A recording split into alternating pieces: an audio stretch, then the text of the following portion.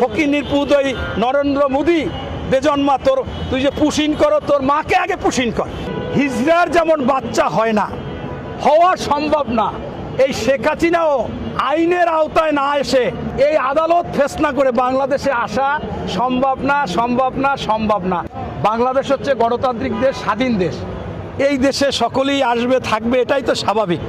তার মধ্যে সবচাইতে গণতান্ত্রিক দল হচ্ছে বিএনপি। শহীদ প্রেসিডেন্ট জিয়াউর রহমান স্বাধীনতার ঘোষক, সেক্টর কমান্ডার, জীবিত মুক্তিযোদ্ধাদের মধ্যে বীরুত্তম খেতাবপ্রাপ্ত সর্বোচ্চ। তিনি আওয়ামী লীগকে দ্বিতীয়বার রাজনীতি করার সুযোগ দিয়েছিল। ওনার বাবার সাথে উনি বেইমানি করেছে। ওনার বাবার ছিল বাকশাল, বাকশালকে লাথি মেরে উনি আওয়ামী লীগ করেছেন। সেটা উনি করতে দিয়েছে। 17 দিনের মাথায় আমাদের সেই নেতা শহীদ হয়েছে। অনেকেই বলে শেখ হাসিনা সেটা ষড়যন্ত্রের সাথে জড়িত ছিল কিনা আমি জানি না। এরপরে বেগম খালেদা যেহেতু গণতন্ত্রের মা, মাদার অফ ডেমোক্রেসি, 3টে আন্তর্জাতিক স্বীকৃতি পেয়েছেন। অতএব সেইখান থেকে তো আমরা কখনো, আমাদের দলের প্রধানমন্ত্রীও বলে যে গণতন্ত্র থাকবে, আমরা কাউকে নিষিদ্ধ, কাউকে বাতিল, কাউকে কোনো অন্যায় করতে চাই না, কিন্তু আপনার গণহত্যার বিচার করতে হবে। আমি আপনাকে এই কথাটা জানাই দিতে চাই আপনাদেরকে, হিজড়ার যেমন বাচ্চা হয় না, হওয়া সম্ভব না, এই শেখ হাসিনাও আইনের আওতায় না এসে এই আদালত ফেসলা করে বাংলাদেশে আসা সম্ভব না, সম্ভব না, সম্ভব না। আপনাদের মাধ্যমে আমি বলতে চাই, মাননীয় ক্ষমতাচ্যুত প্রধানমন্ত্রী, আপনি কথায় কথায় বলতেন এই তারেক তোর ক্ষমতা থাকলে বাংলাদেশে আয়, তোর আইন ফেস করে বাংলাদেশে আসতে হবে, তোর ফাঁসি হবে। আমিও আপনাকে বলতে চাই, এই শেখ হাসিনা আপনি আসুন, ক্ষমতাচ্যুত প্রধানমন্ত্রী, আপনাকে আসতে বলি। আপনার এই দেশে আইন ফেস করে ফাঁসি দিয়ে বাংলাদেশে লাশ হিসেবে থাকবেন, সমস্যা কি? তবে অতি উৎসাহী আওয়ামী লীগের কিছু লোকজন বলতেছে আসছে, আসবে। উনি নিজেও সব সামাজিক মাধ্যমে, আমি জানি না, অনেকে বলে যে উনি জীবিত আছে কিনা এইটাই জানে না।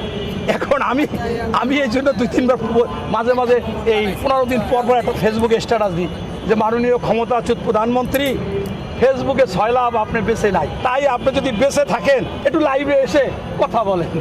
এখন আমি জানি না বেঁচে আছে কিনা।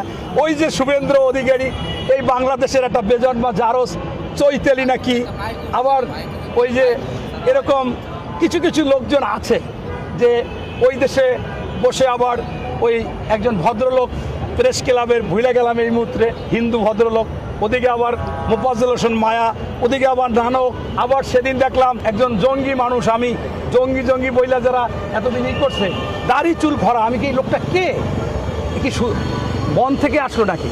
হঠাৎ করে শেষে পরিচয় দিচ্ছে যে আমি সাহিদ খোকন, মেয়র, আমি দাড়ি এই পর্যন্ত, চুল এই পর্যন্ত, বিশ্বাস করেন কেউ চিনবে না, পুরা বন মানুষের মতো। এখন সেও বলে এই শেখ হাসিনা আসবে। আমি এটাকে অস্বীকার করি না, আসতে তো পারি। এই বাংলাদেশে ওনাকে তো মানুষ চাচ্ছে, দাবিও করতেছে যে ওনাকে আনো আনো আনো।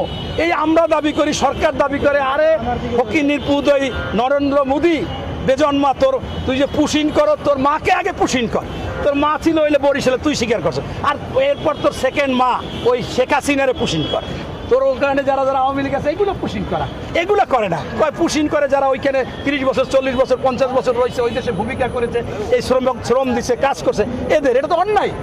এই যারা ওনাকে অতি উৎসাহিত করে, আমি আপনাদের মাধ্যমে বলি, মাননীয় ক্ষমতাচ্যুত প্রধানমন্ত্রী, আপনি তাদের সাথে একটা ওই কীভাবে যেন মিটিং করে, কনফারেন্স, ওই কনফারেন্সে মিটিং করেন যে তোমরা এত ভালো পাও আমারে, তোমরা আগে বাংলাদেশে যাও, যাইয়া একটু সাংবাদিকদের একটা আগের দিন প্রেস রিলিজ দাও যে আমি 32-এ আমরা থাকবো, এখানে বিক্ষোভ সমাবেশ, মানববন্ধন হবে, সারাদিন থাকবো। অথবা এই যে বঙ্গবন্ধু এভিনিউতে আওয়ামী লীগ অফিস, ওই জায়গায় যাও, যাইয়া যদি এই কাজটা করতে পারো, তাইলে বুঝবো যে তোমরা আমারে নিতে চাও।